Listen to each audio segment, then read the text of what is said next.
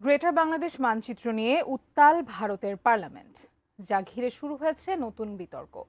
তবে এবার পাকিস্তানকে নয়, সরাসরি তুরস্কের দিকে আঙুল তুলেছে মোদী সরকার। এমনকি এরদোয়ানের দেশ নিয়েও বিস্ফোরক মন্তব্য করেছেন ভারতের পররাষ্ট্রমন্ত্রী এস জয়শঙ্কর। বিস্তারিত জানাচ্ছেন শেখ ফরিদ।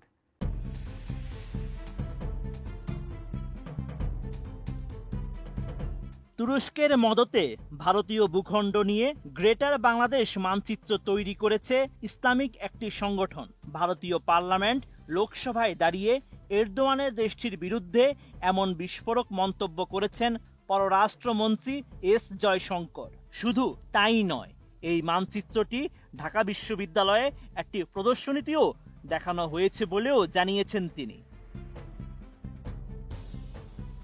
1 আগস্ট ভারতীয় সংবাদ মাধ্যম হিন্দুস্তান টাইমসের এক প্রতিবেদনে এমন তথ্য জানানো হয়। এতে বলা হয়েছে, বর্ষাকালীন অধিবেশন চলছে ভারতের পার্লামেন্ট লোকসভায়। এ সময় বিজেপির এক আইন প্রণেতা জানান, বাংলাদেশে হঠাৎ করে সক্রিয় হয়ে উঠেছে তুরস্ক।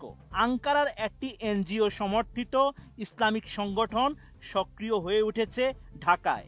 এই সংগঠনের নাম সালতানাত-ই-বাংলা।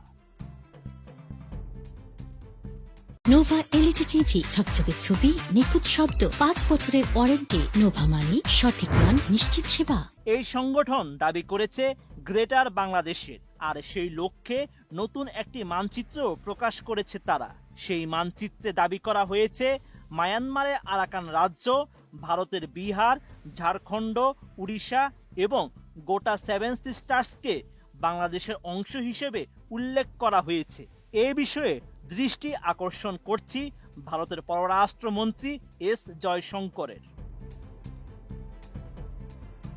জবাবে ভারতের পররাষ্ট্রমন্ত্রী জানান, গ্রেটার বাংলাদেশ মানচিত্র ইস্যু নিয়ে ডক্টর ইউনূসের সরকারের সঙ্গে যোগাযোগ করেছে ভারত। সরকারি ফ্যাক্ট চেকার প্ল্যাটফর্ম বাংলা ফ্যাক্টের বরাত দিয়ে বাংলাদেশের সরকার নয়াদিল্লিকে জানায়, 2025 সালের 14 এপ্রিল পহেলা বৈশাখ উপলক্ষে ঢাকা বিশ্ববিদ্যালয় ক্যাম্পাসে একটি ইতিহাস সম্পর্কিত প্রদর্শনীর আয়োজন করা হয়েছিল। সেখানে মধ্যযুগের বাংলার একটি মানচিত্র প্রদর্শন করা হয়েছিল। ওই প্রদর্শনীর যারা আয়োজক ছিলেন তারা বাংলাদেশের সরকারকে বলেছেন, কোনো বিদেশি সংস্থা বা গোষ্ঠীর সঙ্গে তাদের সম্পর্ক নেই।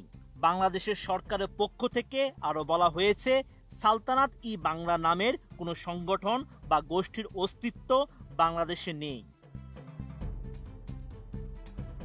জয়শঙ্কর আরো জানান, জাতীয় স্বার্থ সংক্রান্ত বিষয়গুলোতে বাংলাদেশের প্রতি বিশেষভাবে মনোযোগী মোদী সরকার।